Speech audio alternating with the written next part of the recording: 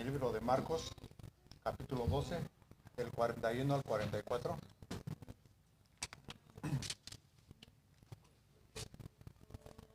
¿Todo tenemos? Amén. La palabra del Señor dice: estando Jesús sentado delante del arca de la ofrenda, miraba cómo el pueblo echaba dinero al arca, y muchos ricos echaban mucho. Y vino una viuda pobre, y echó 2 blancas, o sea, un cuadrante. Entonces, llamando a sus discípulos, les dijo: de cierto os digo que esta viuda pobre echó más que todos los que han echado en el arca. Porque todos han echado de lo que les sobra, pero esta de su pobreza ha hecho todo lo que tenía, todo su sustento. Con esos versículos le damos el lugar al pastor para el sermón de esta mañana.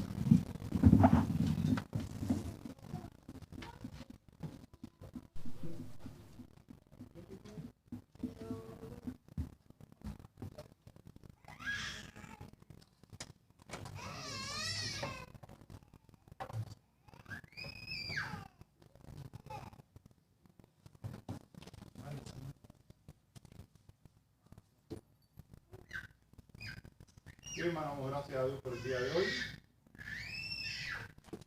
Continuamos con el Evangelio de Marcos, tratando, en este caso, ¿no? Vamos a estar hablando de este pasaje. Estoy seguro que todos ustedes han escuchado alguna vez este pasaje, o han leído este pasaje, me supongo, ¿no? O al menos han oído hablar de esa viuda pobre. Una de las cosas que es interesante, que muchas veces se malinterpretó el pasaje, para hablar un poco de cómo eso afecta, ¿no?, nuestra mente al día de hoy. Una de las cosas que llama la atención al respecto es que muchas veces las personas o en la iglesia se tomó la costumbre de dar lo que es las ofrendas, dando solamente los menudos. No sé si entienden la palabra menudo, las monedas, dando solamente monedas. Porque como vieron que el Señor alabó a la viuda por que dio sus moneditas, entonces un poco como que eso fue arrastrando a la entrega de monedas, ¿no?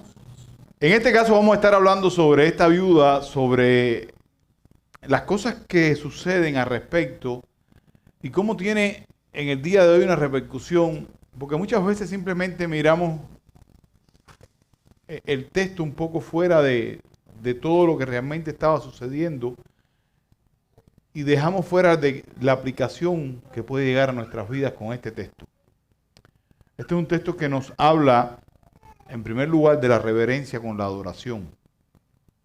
Este es un texto que nos habla con la actitud que uno llega, pero también nos habla precisamente acerca del egoísmo del ser humano y la actitud con que debemos de adorar, ¿verdad?, a nuestro Dios. Vamos a irnos adentrando en el texto para irlo desmenuzando y mirar. Es un tema un poco difícil. No es difícil, primero que nada, es un tema bíblico. Hay veces que lo veo difícil porque vamos a hablar del tema de dinero. Es un tema que nunca usted me va a estar escuchando hablar, pero lo voy a exponer desde la perspectiva bíblica y lo que enseña la Biblia. Y solamente desde esa perspectiva. Porque hay veces a nosotros los pastores, o a algunos pastores les cuesta hablar, conforme a otros pastores no dejan de hablar de las ofrendas y de esas cosas, a otros pastores nos cuesta hablar de este tema. Porque en este país se ha distorsionado mucho con el tema de las iglesias y las ofrendas, y a dónde van las ofrendas, etcétera, etcétera, y cómo se manejan las ofrendas.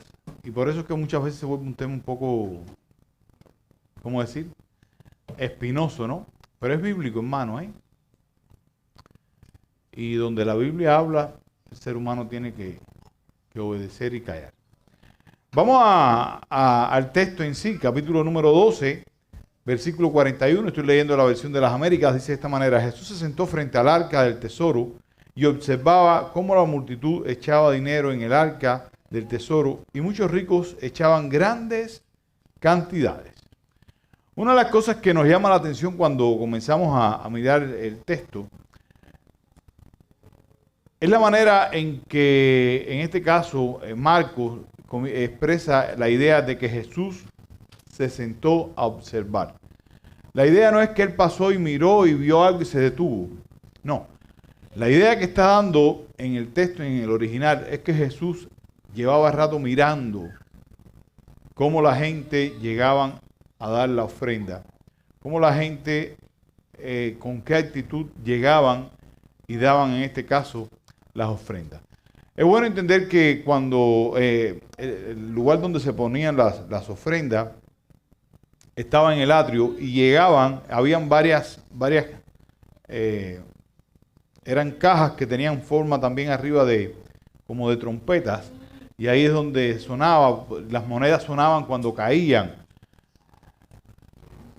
Y Jesús mirando esto, las ofrendas eran diferentes cajas porque habían algunas que eran, o sea, cada cual iba ofrendando para lo que creía donde iba a ser dirigido, en algunos para las maderas que iban a hacer los sacrificios, otros para los sacrificios, otros para el mantenimiento del templo. Había una serie de cajas, ¿no? El número exacto no lo recuerdo ahora. Pero sé que ahí es donde se estaba recogiendo todas las ofrendas. Y Jesús se había detenido a mirar de manera como aquellas personas o como el pueblo venía a ofrendar. Lo primero que nosotros tenemos que entender, y esto es algo que lo he dicho 1, 2, 3, 4, 5, 10 veces, 15, 20, y no me voy a cansar de decirlo acá, con respecto al tema de la ofrenda. Que la ofrenda era una expresión o es una expresión de adoración a Dios. Es una expresión y la manera en que yo me acerco a adorar habla mucho de cómo yo voy a estar, en este caso, en mi relación con el Señor. ¿Por qué les digo esto, hermano? Aquellas personas estaban llegando y estaban dando de todo lo que tenían. Era costumbre e incluso que algunas personas que tenían dinero la cambiaban por monedas más pequeñas para que sonara a la hora para llamar la atención y pareciera que estaban dando muchísimo. Y había muchos que sí llegaban y entregaban muchísimo.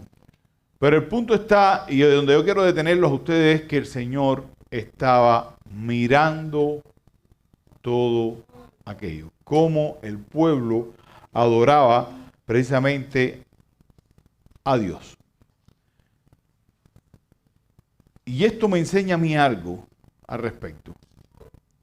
Que también hoy el Señor está mirando cómo nosotros nos acercamos a adorar a Dios. Y les decía hace un momento, que le he repetido en más de una ocasión, muchas veces nosotros tomamos el tiempo de la ofrenda como algo dentro del culto, pero muy...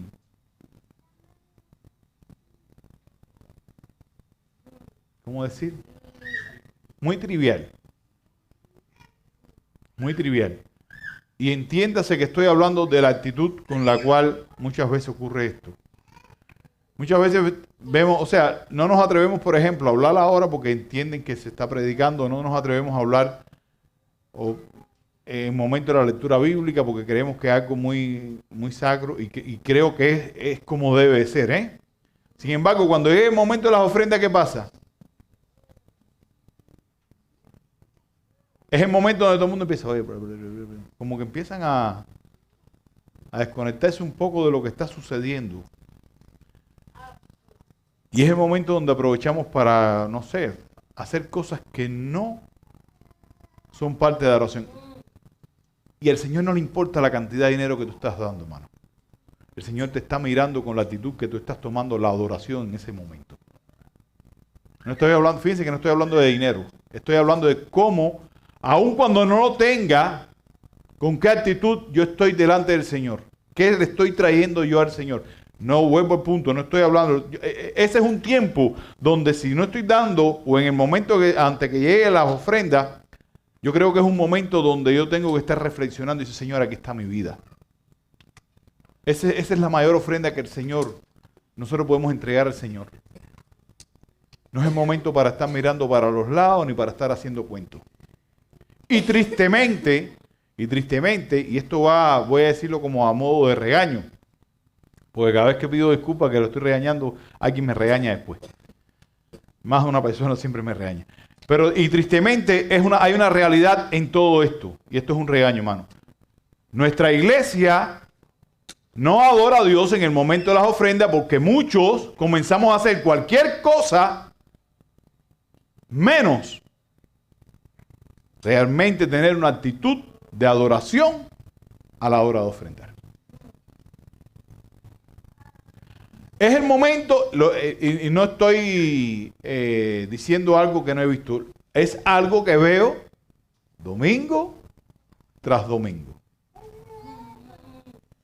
Entonces, ¿cuál es mi actitud a la hora de adorar a Dios? ¿Cómo estoy adorando a Dios? ¿De qué manera yo me estoy acercando hoy al Señor? Porque el Señor está mirando y está atento. De la misma manera que Él se había sentado y estaba mirando cómo el pueblo adoraba, Él nos mira hoy a nosotros también, hermano. Y los mira a ustedes, a todos nosotros, cómo estamos adorándole. ¿Cuál es nuestra actitud hoy? Absolutamente todo lo que hacemos, cada ofrenda, cada servicio, cada acto de adoración es visto por el Señor. Nada está ajeno a nuestro Dios. Absolutamente nada está ajeno a nuestro Dios. ¿Cómo te estás acercando a Dios? ¿Cómo estás ofrendando tú hoy? ¿Lo haces como una rutina? O sea,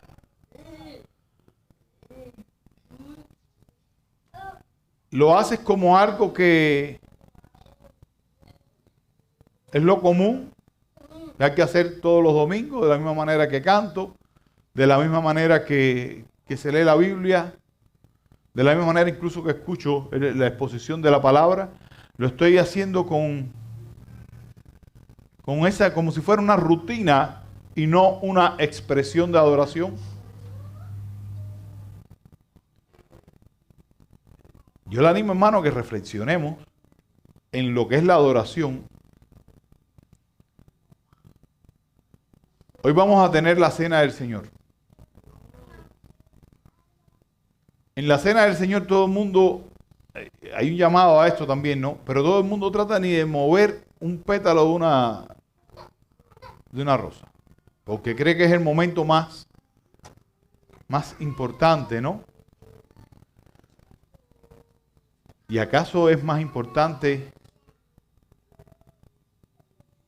que el resto del servicio? No estoy diciendo que no lo sea, hermano. No quiero que malinterpreten, ¿eh? Lo que estoy es diciéndole que absolutamente todo el servicio, incluyendo el tiempo de ofrenda, es adoración. Por lo tanto, debo de acercarme con reverencia y respeto a mi Creador. Cuando rompo con esas cosas, lo estoy trivializando. Y eso no es adoración.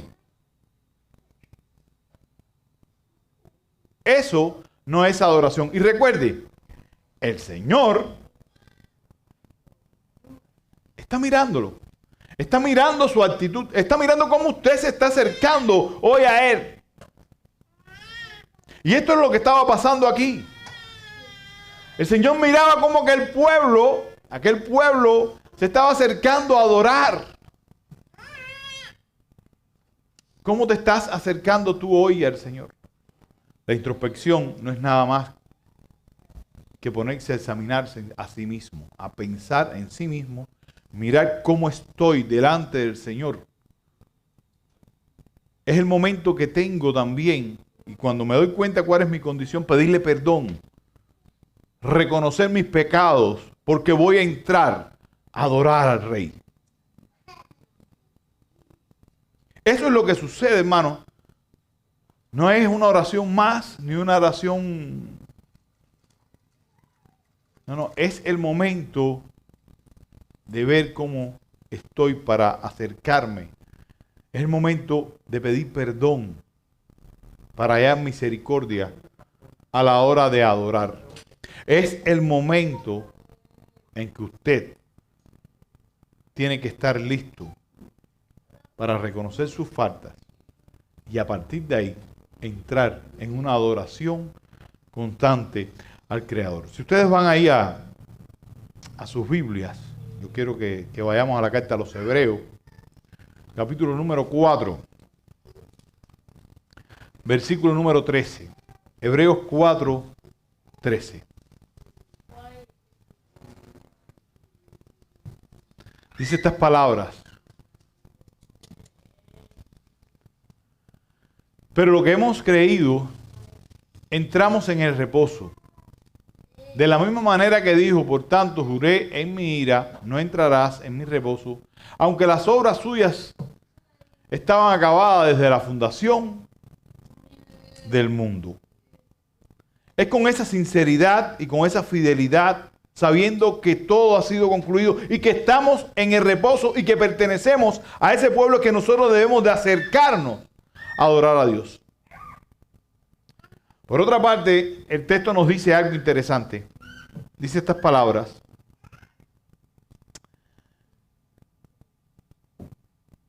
Jesús se sentó frente al arca del tesoro y observaba cómo la multitud echaba dinero en el arca del tesoro. Y dice estas palabras. Y muchos ricos echaban grandes cantidades. Y vemos después las consecuencias, ¿no? De por qué ellos echaban grandes cantidades. Si miramos retrospectivamente hacia atrás de lo que hemos estado hasta ahora con Marco, en este caso con Marcos, ¿verdad?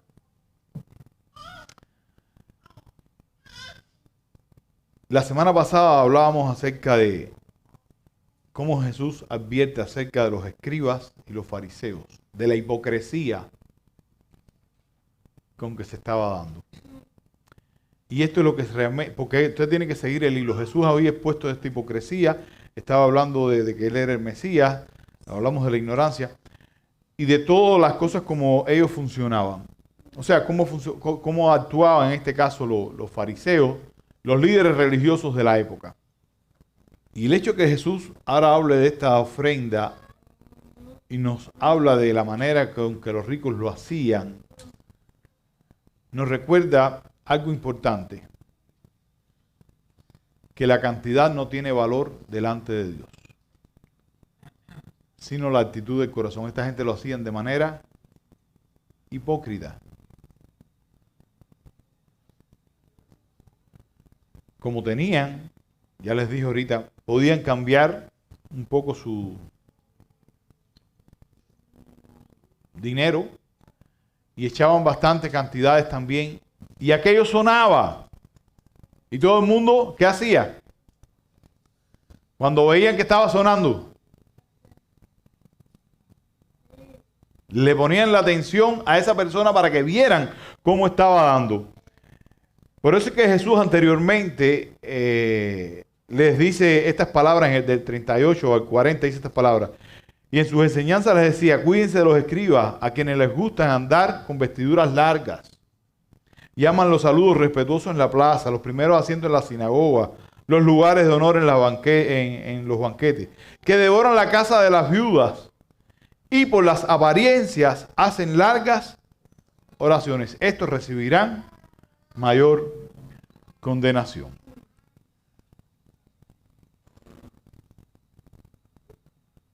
Cuando vas a ofrendar, ¿cuál es tu preocupación hoy?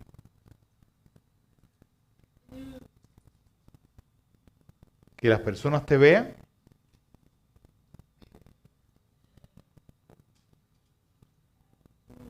¿O que el Señor sea el que te esté mirando?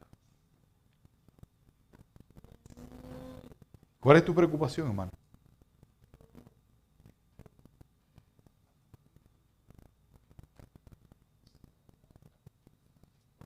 No hay de malo no tener nada para dar, ¿eh? O tener mucho tampoco es malo. Vuelvo al punto. Se trata con la actitud que se llegue a la adoración. Y esta gente estaban llegando con una manera hipócrita porque simplemente querían el reconocimiento de las personas.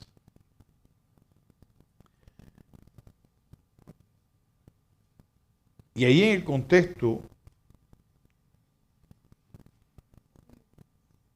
dice estas palabras. Llegó una viuda pobre y echó 2 pequeñas monedas de cobre, o sea, un cuadrante. Saquen la cuenta que esta mujer lo que echó fue 1 hora y cuarto de trabajo de un jornalero. O sea, dice el Señor que lo que había echado había sido todo lo que tenía. Estamos hablando que era extremadamente pobre.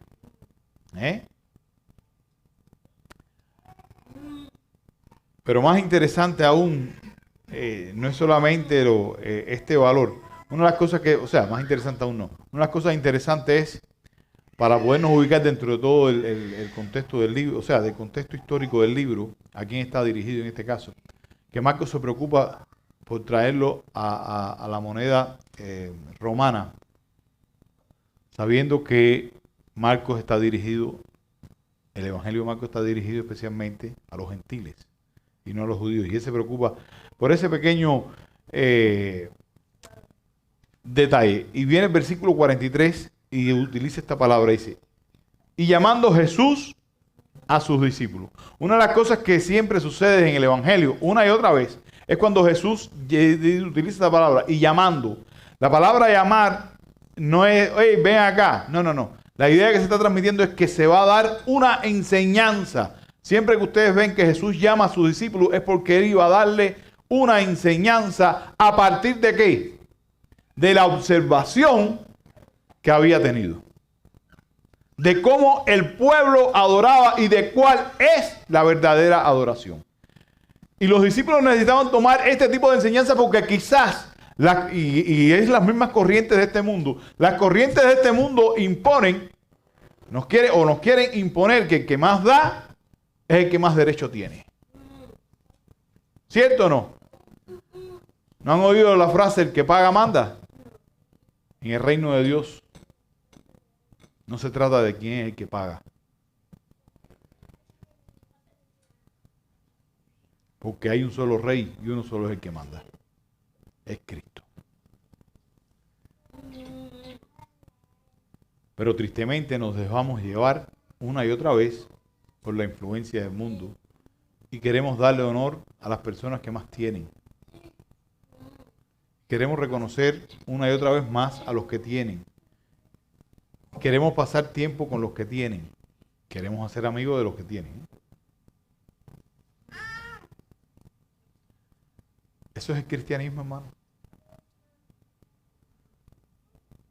Los discípulos no estaban ajenos a esto. Por eso que Jesús les llama. Y les llama para que aprendan algo. Y es el llamamiento de nosotros también. Jesús nos está llamando a entender y aprender estas verdades. No se trata de los que tienen. Se trata de la actitud con que dan. Y utiliza la frase para enfatizar este tema. En verdad, les digo, una frase usada siempre por los maestros, para enfatizar la importancia de la enseñanza que traía. Que esta viuda pobre echó más que todos los contribuyentes del tesoro. Porque todos ellos echaron de lo que sobra. Pero ella, de su pobreza, echó todo lo que poseía, todo lo que tenía para vivir.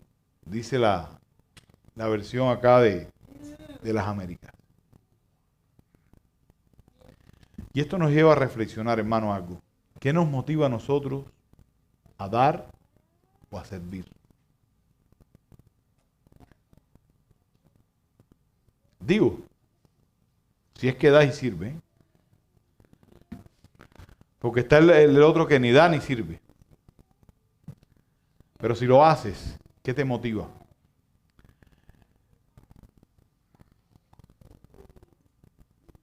¿Qué te motiva a ti a adorar a Cristo? ¿Qué te motiva a estar aquí en el día de hoy?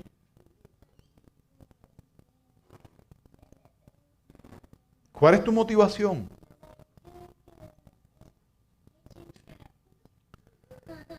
Hoy de alguna manera hablábamos, yo creo, cuando el hermano Uber hablaba de eso, yo hice una pequeña intervención.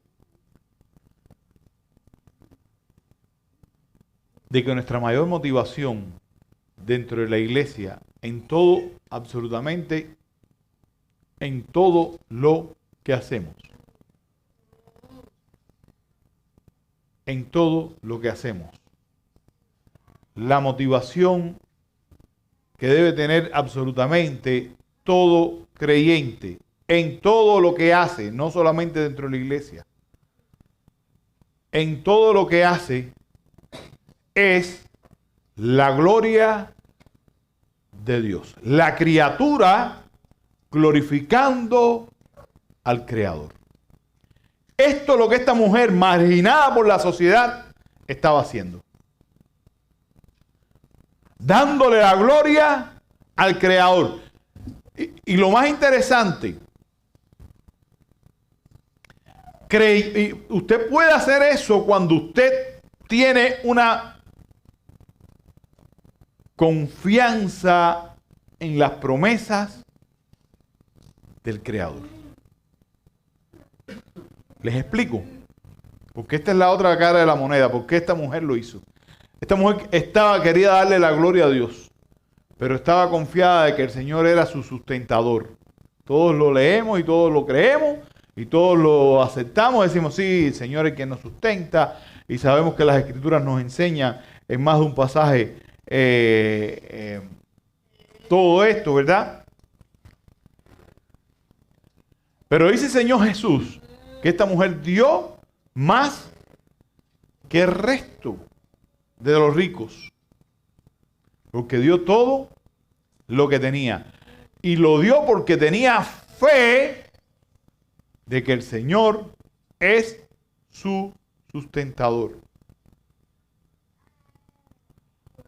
¿Esa es tu fe hoy?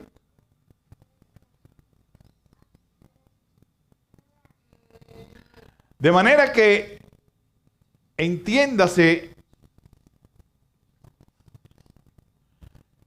que la ofrenda, el tiempo de las ofrendas, para llevarlo a lo particular, y creo que esto va a todas las áreas de nuestras vidas,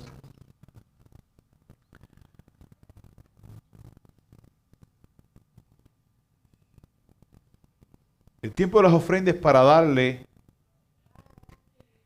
la gloria a Dios y una muestra de fe de que Él es nuestro sustento.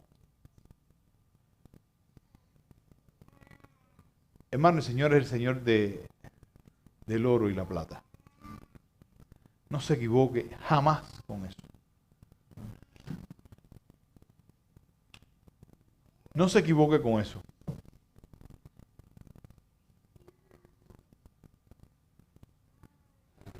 El Señor no necesita del dinero. Nosotros necesitamos del sustento del Señor.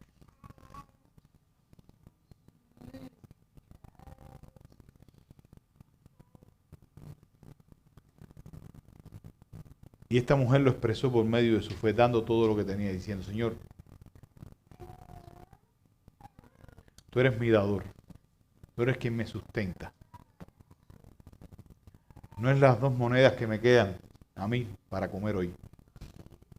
Ella lo que tenía era para el almuerzo, un almuerzo pobre. No estamos hablando de un almuerzo al estilo norteamericano. Un almuerzo pobre.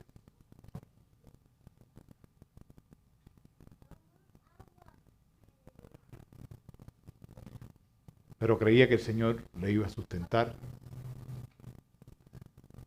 en todo. ¿Con qué actitud tú das hoy? ¿De lo que te sobra de lo que te sobra o con la confianza de que Dios es tu sustentador? ¿Cómo lo haces? ¿Cómo te acercas al Señor hoy?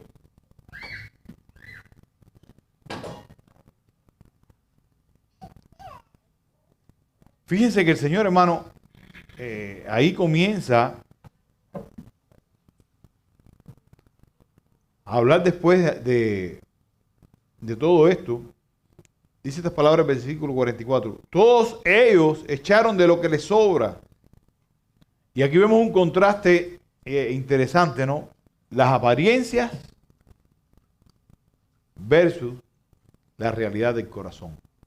Si usted da sin amor, si usted da sin motivación. Por eso es que el Señor nos advierte también que Dios bendice al dador. ¿Cómo? Alegre. Lo ama. Ama al dador alegre.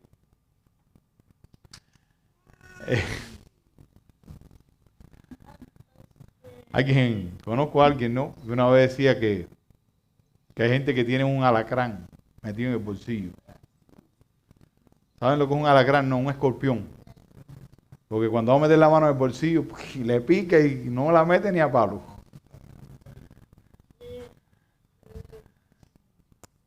Hermano, en todo esto hay una enseñanza que creo que es la más importante y creo que es la que nosotros debemos llevarnos al día de hoy.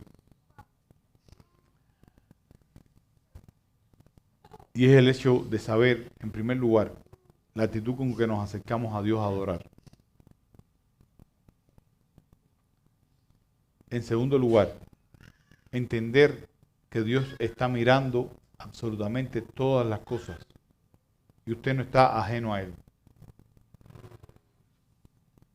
Actitud, saber cómo me acerco, pero sobre todas las cosas, entender que todo lo que doy y hago tiene que ser para la gloria de Dios.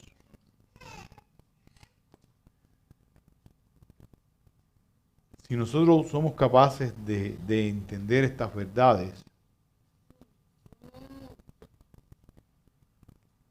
vamos a entender que Él, aún por muy mal que esté nuestra situación, y es la última, es nuestro sustentador. ¿Es Dios para ti tu sustentador? ¿Te acercas a Él con la reverencia en la adoración con que debemos hacerlo? Sabes que Él te está mirando y puedes engañar absolutamente a todos nosotros acá, pero a Él no lo podrás engañar. ¿Entiendes eso, hermano? Que la vida no es apariencia, el cristianismo es una realidad para vivir a diario.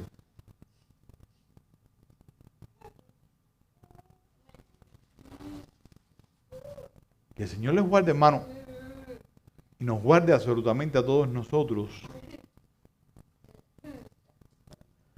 y podamos vivir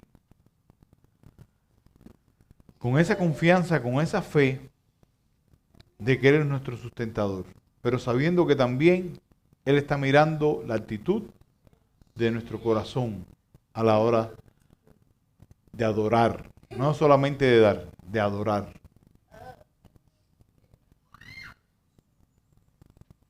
Y que todos, absolutamente todos, podamos entender, sin temor a equivocarnos, ¿no? Que todo tiene que ser para su gloria.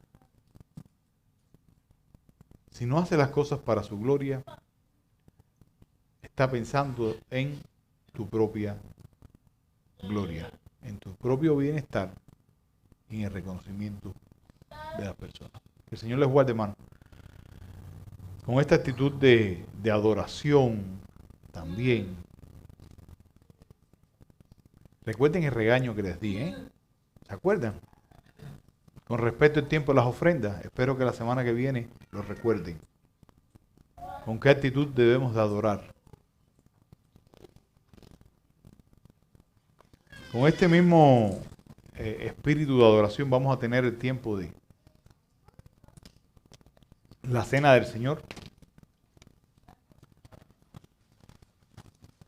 para adorar a nuestro Rey. Déjenme recordar algunas cosas que creo que siempre son importantes.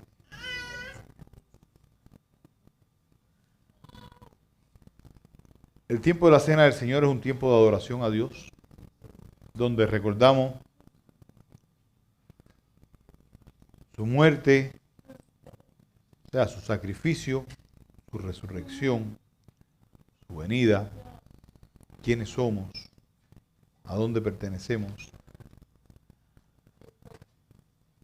Pero es un acto donde también el Señor nos llama como iglesia, y en particular como creyentes, a hacerlo dignamente.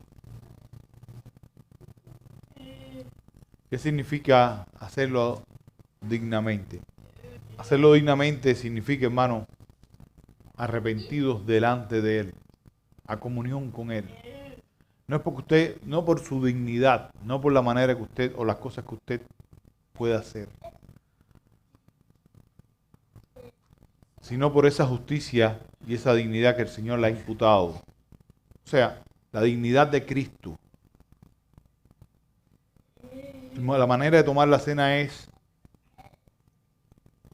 sintiéndose perdonado por el sacrificio de Cristo.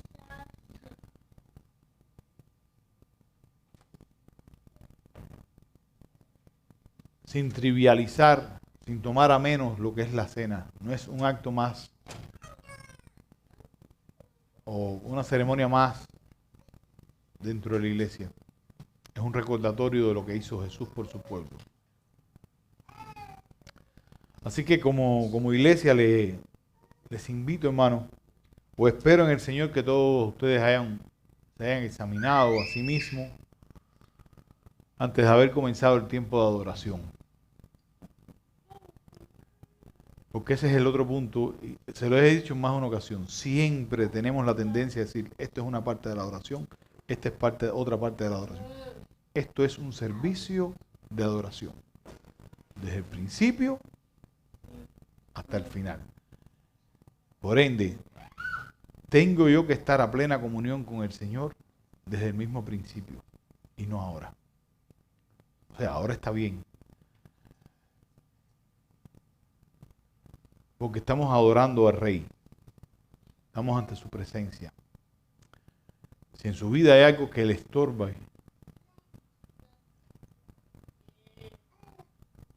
las Escrituras nos enseñan que si confesamos nuestros pecados, Él es fiel y justo para perdonarnos.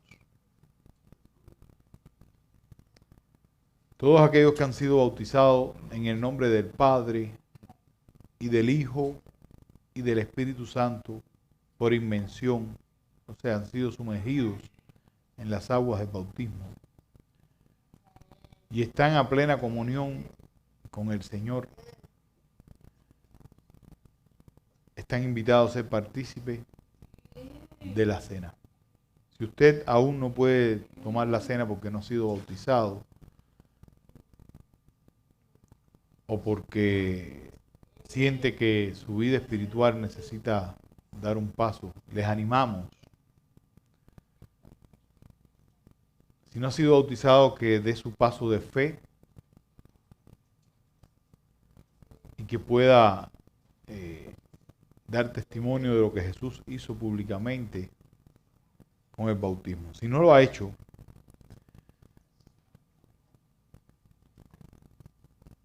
y siente que su vida está mal, arrepiéntase y en el arrepentimiento hallará el perdón. Teniendo todas estas cosas en mente, le voy a pedir a los hermanos que vayan repartiendo los elementos. Recordaremos el tema de los elementos, cómo cada uno de ellos tiene un simbolismo que nos ayuda a recordar el sacrificio de Jesús. El pan El pan nos recuerda el cuerpo que fue partido por su pueblo, por cada uno de nosotros. Cómo el Señor se entregó en sacrificio por todos nosotros. El vino fue la sangre, nos recuerda la sangre que fue derramada como propiciación para aplacar la ira de nosotros, que venía sobre nosotros. Ambos elementos nos llevan ahí a la cruz. Ambos elementos nos recuerdan el sacrificio de nuestro Dios. Por otro lado, cuando tomamos la cena también recordamos que Jesús viene por su pueblo. Él dejó estas palabras: haced esto en memoria de mí hasta que yo vuelva. Hoy le decimos: Señor, ven ya. Tomar la cena es una manera de decir: Señor, ven ya. Te estamos esperando. Tengo esa confianza de que tú vienes por mí. Anhelamos tu regreso. Cuando tomamos la cena, hermano,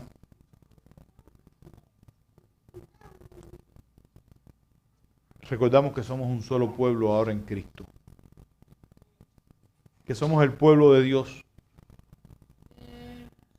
Cuando tomamos la cena nos recuerda que Cristo es la cabeza de su pueblo. El resto somos miembros, pero Cristo es la cabeza. Y no hay nadie más digno que se llame Jesucristo. Nadie más. Ningún líder. Nadie. Cristo. Tomar la cena es recordar eso. Él es la cabeza. Nosotros somos el cuerpo. Tomar la cena, hermano, nos recuerda que formamos parte ahora del nuevo pacto en su sangre.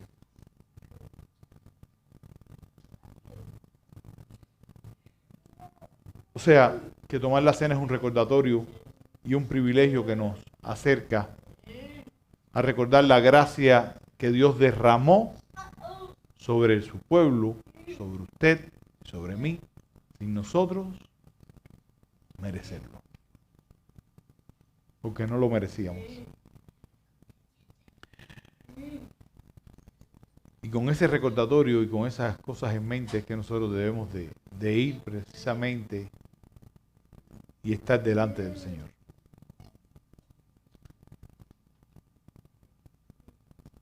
Qué bueno es que la iglesia siempre pueda tener esa